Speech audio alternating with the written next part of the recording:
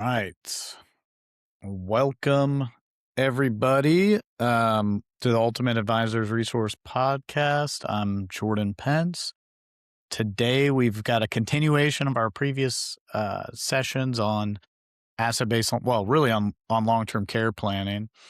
And today we've got a question, or not really a question, but a topic that I think a lot of people ask, and that is hybrid versus life insurance with the riders. And so I've got Mike Johnson, our long-term care specialist, on here today. So thanks, Mike, for joining us. If anybody has any questions, feel free to jump in and ask any questions. I'll be monitoring the questions. We'll ask those, and we'll just go from there. So without wasting any more time, I'll let Mike kind of just take it from here, I guess, right? Yeah, sounds great. And I really appreciate the opportunity as always, Jordan, and thanks everyone for taking the time to meet with us today. And as Jordan mentioned, this is a conversation that we're having a lot more and more each day. A lot of our affiliates, a lot of advisors are asking, when it comes to an asset-based long-term care solution and or when I should be using a life insurance product with a long-term care rider. Um, and the reality is both approaches can work extremely well. But I think a lot of times the challenges that a lot of advisors might be faced with is they might be gravitating towards one side of the debate or the other without really fully understanding the trade-offs. So the goal So, isn't. oh, sorry, I didn't mean to interrupt, Mike. I was just gonna say, like, when people ask me this, I always go one of two routes. It's like, what do they care more about? Yeah. But I know you're gonna get into more details, but keep going. Yeah, and it's so true, right? It's just that what's that main primary objective, and I think what I was going to say is it's the goal isn't really to tell you which product category is going to win every time. It's more of a goal of being able to identify, um, you know, which clients are likely to be better candidates for one option versus the other, which where they'll be better served and how to position those solutions a lot more effectively in your practice. And I think when we do that, advisors can walk away with a lot more confidence in this conversation. We'll be able to find recommendations and be able to uncover a lot of opportunities that might have otherwise been slipping through the cracks. So we'll go ahead and get things started. I think that we'll just start by setting the stage, and some of this might look very familiar with what we've seen in previous slides or previous presentations. When we look at long-term care planning today, there's really those three main product category types, right? So there's traditional long-term care, there's asset-based long-term care, and then there's life insurance with the long-term care rider. So remember, traditional long-term care insurance, that's going to be the purest form of long-term care coverage, and it's built specifically to fund long-term care expenses. But the challenge, of course, with these is that the premiums are not guaranteed. Um, Clients remember the rate increase stories that they've heard over the years, and for a lot of justifiable reasons, it's understandable why that segment of the market has really struggled, and we've seen declining sales. On the opposite side, we've got life insurance with the long-term care rider. So, I think it's pretty clear, right? These policies, they're designed to be around that death benefit. That's the main objective. The long-term care benefit, the living benefit side of things, that's important, but it's generally secondary to the life insurance objective. And so this is where that asset-based long-term care conversation, that product segment that sits in the middle, why it can be so powerful. They're designed specifically to address a lot of those concerns that clients had objections towards traditional long-term care insurance, and this is where it's so powerful. It's the guaranteed premiums, it's guaranteed benefits. You have that contractual liquidity, there's cost recovery, and the way that we design it, there can be some meaningful inflation protection that goes along with it. So, um, maybe one of the biggest mistakes I see advisors make is assuming that maybe a lot of these products are essentially interchangeable, and they're really not, right? So they're each designed to solve a different problem. And I think when advisors walk away with this conversation, they're having that better understanding of the distinction of these products, and that's really the foundation of everything that we discussed today. Um, so let's take a look at some numbers. Yeah, I over the years I've noticed that most clients, when they're comparing these different strategies, they're not necessarily writing just one large check. They're funding it over time. So we're seeing that recurring premium, typically the 10-pay design structure, that remains one of the most common, the most popular. And when we take a look at the numbers on the screen here, I want to focus on something that's simply beyond the premium dollars. I want to be able to focus on leverage, focus on guarantees, focus on certainty. As we all know, many life insurance illustrations, they can look really attractive on paper, but we have to remember that the illustration values and those guaranteed contractual values, they're not necessarily always the same thing. So in this scenario, we've got a male, age 60. We're paying $10,000 of annual premium in that 10-pay design. So the product types that we compare and contrast here, it's life insurance product that has those guarantees at or beyond life expectancy, the top performers in that space, compared to asset-based long-term care products. So obviously, when we think about the leverage story, this is where, from a life insurance death benefit perspective, obviously these products, these top performers, they're going to have the most significant leverage on the death benefit side, right? That's the way that they're designed. And it's that nice to have that living benefit component. But when we can compare and contrast that with asset-based long-term care, the biggest tell is obviously going to be that total long-term care pool of benefits and that monthly benefit that the client can tap into when they likely need it the most at age 80. So this is an important distinction. And then, not only that, when we think about where the funding is coming from, that's incredibly important too. So, if a client is going to be repositioning qualified money, that harkens back to one of those conversations we had in the previous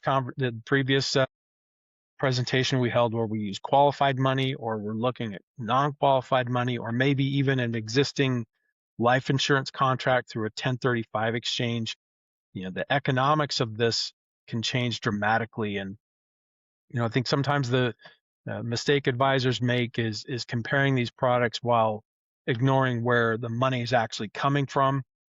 And that goes back to those previous presentations where we can provide a lot of value, right? Where we can help advisors not only lock in the coverage for their clients, but we can provide a lot of value by doing it in a way that's as tax efficient as possible. Excuse me. And I think that's where the real planning opportunities can exist. So, like on this example, it's pretty clear. Like, one, obviously the top one, which is the life insurance with the rider, way more death benefit, somewhat less LTC. And then if you go all the way to the other extreme, way less death benefit, but way more LTC pool, Right. Yep. that it's just what do you want more of, basically? That absolutely. Absolutely. And then, building on that, when we take a look at this through the lens of a life pay funding design. So 10 pays, they're one of the most popular options, and I think for good reason. But we've got more premium pay duration flexibility than we've ever had before, and I think that's a great thing. Um, Similar case design here, where we've got but it's a little bit different. This is a younger client, a male, age 50, and paying $5,000 annually in a life pay design. So it's the same product lineup, but it's the same leverage story, right? It's just a very similar kind of a result here, where you pay that premium, you get the biggest bang for your buck from a death benefit perspective with these life insurance products. But the flip side to that is you're going to see the biggest and most significant leverage with the asset-based long-term care product, when long-term care dollars are going to be the primary objective. Um, but so, again, we've got more optionality and more flexibility than we've ever had before. And the life pay design that can appeal to clients because there's that smaller annual commitment. But I think it also, opens up another part of the conversation where it creates a different risk profile to a certain degree. And an important point to bring up, they're making a longer annual commitment. And that's where, maybe suitability, client behavior, that can become more critical in that conversation. So when we compare these products, Absolutely. we don't want to just ask, which one looks better, which illustration looks better. We want to look at it from the perspective of which client is more likely to successfully maintain this strategy over time. Sometimes the best answer is asset-based LTC. Sometimes it's life with the long-term care rider. But ultimately, I think what's really important to remember is the best advisors that I see are not product experts, so to speak. They're more of a client behavior expert, and I think that's where that can separate successful placements from maybe some future potential policy problems. Uh, Yeah, exactly. I think you're 100% right, Mike. You almost need to get in their shoes and think about, okay, what's going to be the most attractive to the person that you're talking to, right? Like if they have no kids, they're 50, or maybe they have, maybe they're just it's just them and their wife, and they don't care about their whatever it is, they don't care about death benefit. Well, you wouldn't show them option one. You'd probably show them option four, right? But if they have five grandkids that they really care about, well, you might want to show them option one in lieu of option four, you know? So, yeah, I think you're exactly. right. We're going to cast a wide enough net and then be able to isolate it down to the best possible option. And I think that I think that leads really well into this next slide. And I think this one here might be the most important and impactful one of the presentation is, um, the clients that might gravitate to that recurring premium design. Many times they're still balancing a lot of priorities.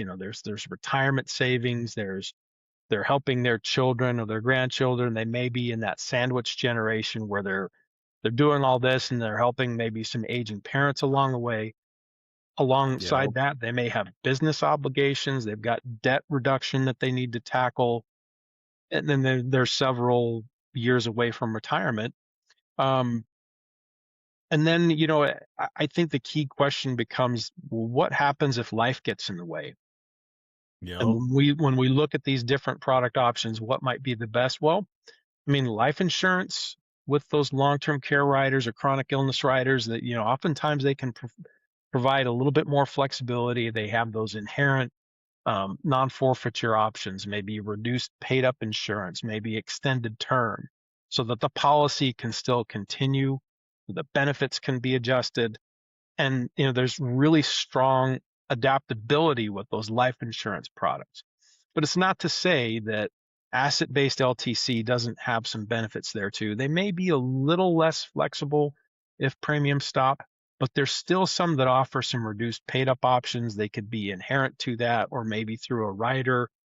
And then remember, there's always that underlying cash value that can still preserve some cost recovery and some flexibility there. Um, Others may That's a require a big different. deal. Yeah, absolutely. And so ultimately, I think that's why product selection matters so much.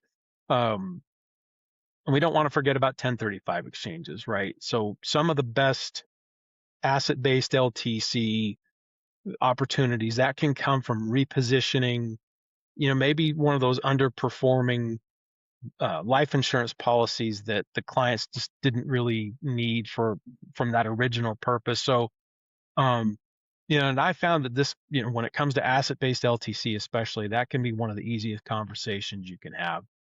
Um, Yeah, I don't want this long-term, or I don't want this life insurance policy. What do I do with it? I'm done. I don't want to pay the premiums, whatever. It's got decent cash.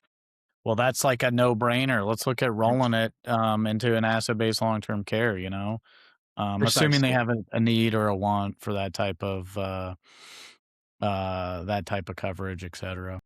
Yep.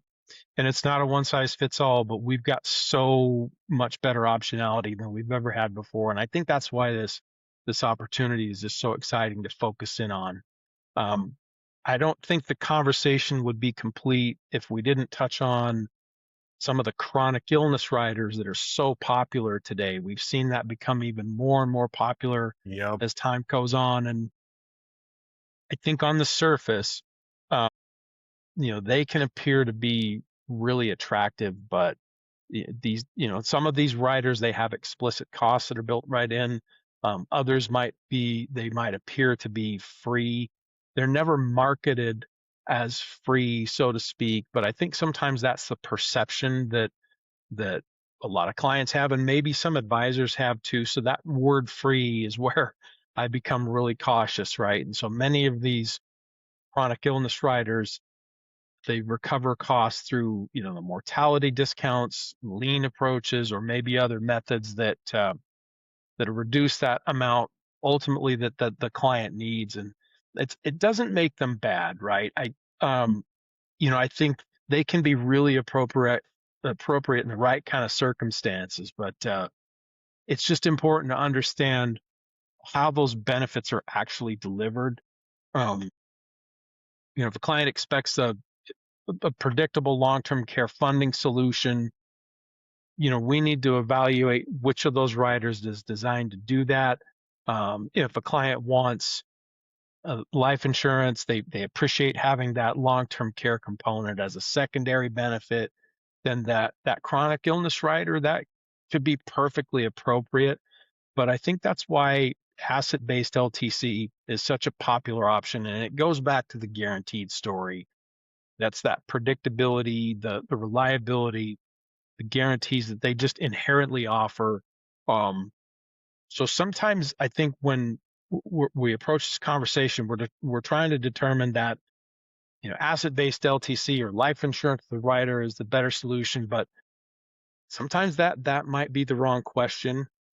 Um, Yep. for clients that they're concerned about the long-term care expenses and legacy planning, the best answer isn't always one or the other. Sometimes it's both, right? So this can open up the opportunity for a combo sale.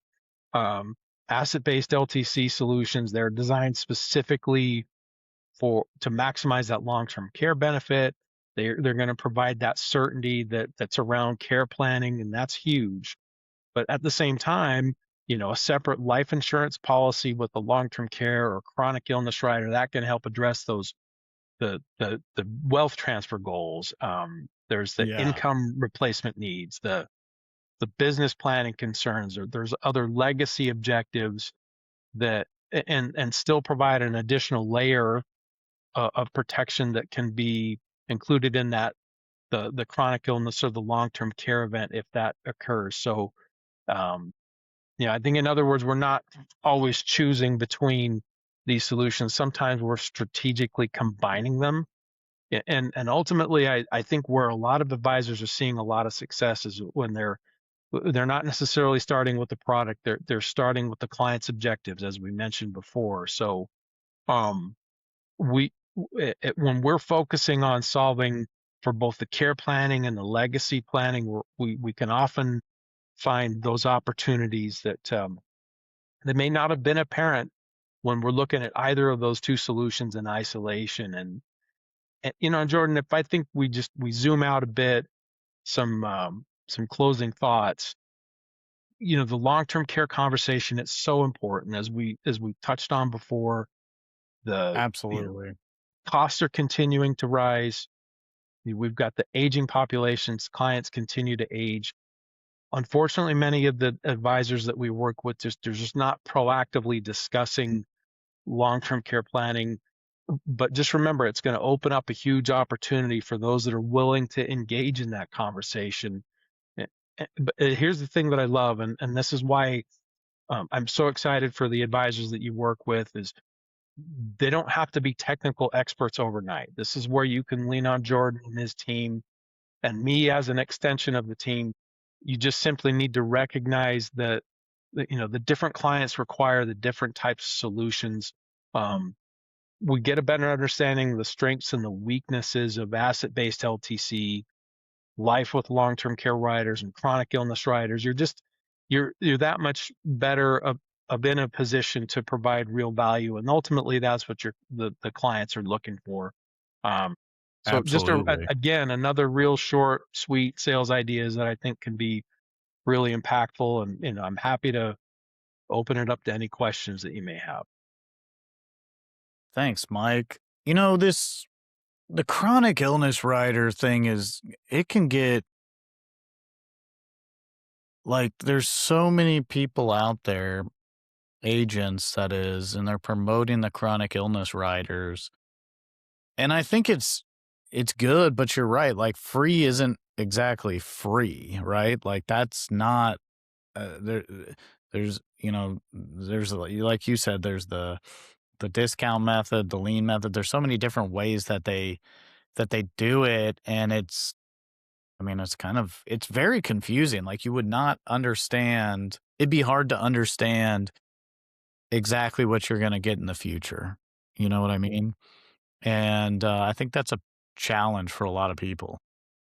I think so too. And again, I always like to stress that none of them are inherently bad. I just think it can be really challenging, especially the more I do this, the more I'm in this industry, the more I understand and appreciate how much clients appreciate that guaranteed reliability and predictability that you see, like for example, with asset-based LTC.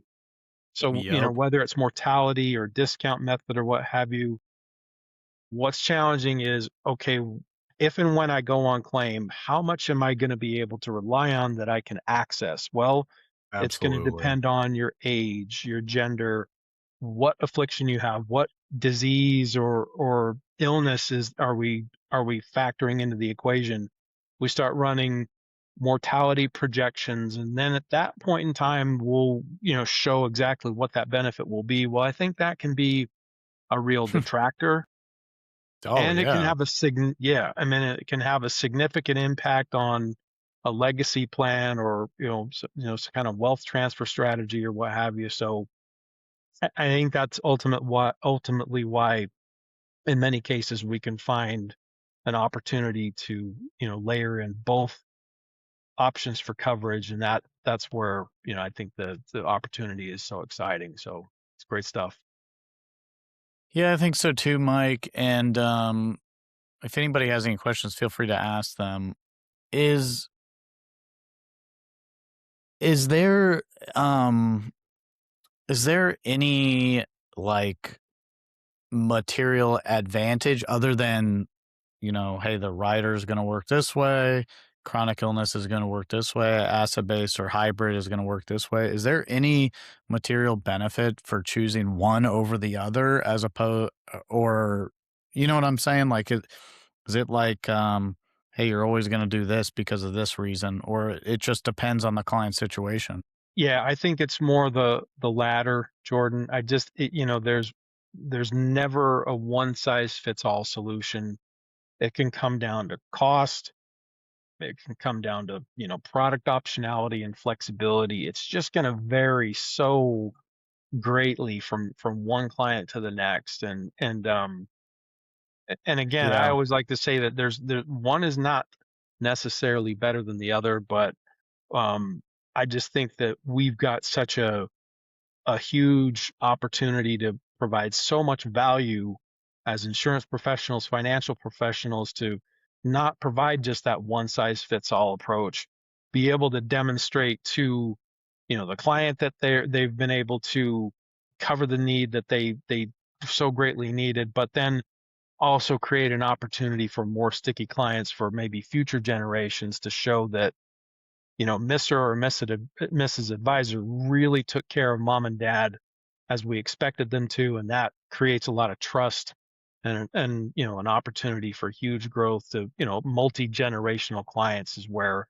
I see this creating a huge opportunity for as well, which sometimes Yeah. can get lost in the shuffle. So yeah, I mean, I think for folks that are really serious about growing their practice and finding ways to create a real growth engine, an asset-based LTC solution can be the perfect in for that. So I'm really excited to help you uncover those opportunities. Like I said before, I'm sure that a lot of the folks that are on the call today can think of several clients that could benefit from this.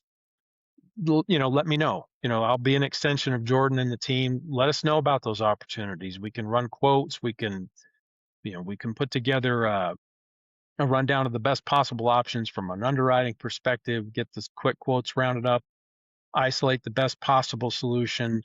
Happy to hop on a call or a Zoom and walk through the best options that will ultimately be the best option for the client, and we can create a win-win scenario across the board.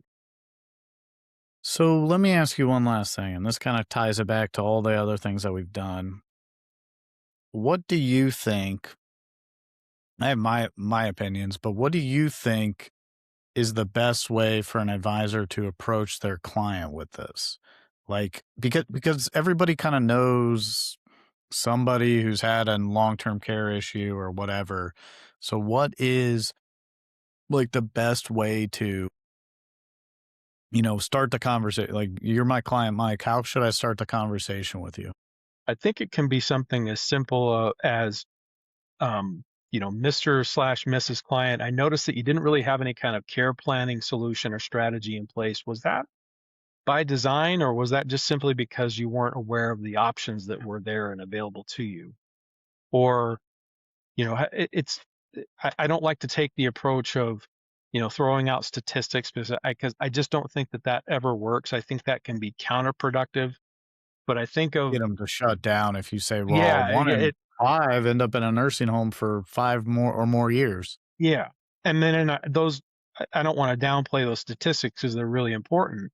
But I think if we're leading with more of it being conversational and kind of oh, by the way, um, if something like that were to happen, have you thought about how you might want to fund this? Have you thought about, um, if that were to happen, who you would prefer to be providing that care for you?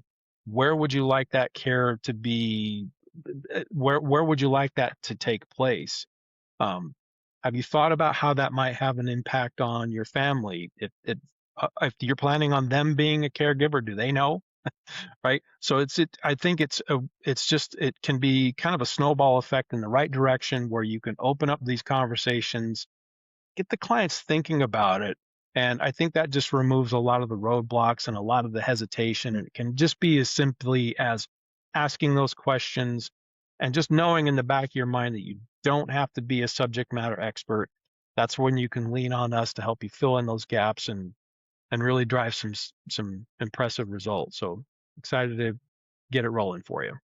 Yeah, I think so too, Mike. I think it's just bringing up the conversation, and a lot of people they don't want to do whatever, they don't want to, they don't like the uncomfortable conversation. So putting it in like, what's your plan? Because if I'm an investment person or I do whatever, it doesn't really matter. Sure, Well, sure. what is your care plan? Are you going to spend these assets or that asset? Especially if you're an investment person, are you going to spend on this IRA or that IRA? What exactly is your plan? And if they're like, well, I don't know. Well, wouldn't it be smart to have a certain amount of money hedged or set aside for that purpose? Absolutely. I think that's totally reasonable.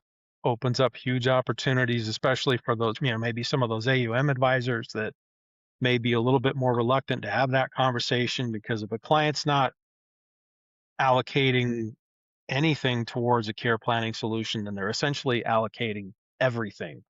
And, that can have a dramatic impact on AUM. So yeah, I just think it's such a great way to, essentially kill two birds with one stone. Clients will get the protection and the peace of mind that they need, and it also helps insulate and protect those advisors that may be primarily AUM focused. We've got a solution that can be so impactful on so many levels, and it's again, it addresses so many needs of taking care of the client's needs and can be such a huge opportunity for growth for advisors. So it's an exciting opportunity to say the least. I agree, Mike. I agree. Thanks a lot. Hopefully everybody enjoyed this. If you have any questions, shoot us an email and we'd be happy to answer those. But thanks again, Mike. Thanks for everything. You got it. Thanks, everyone. Bye, everybody. Bye bye.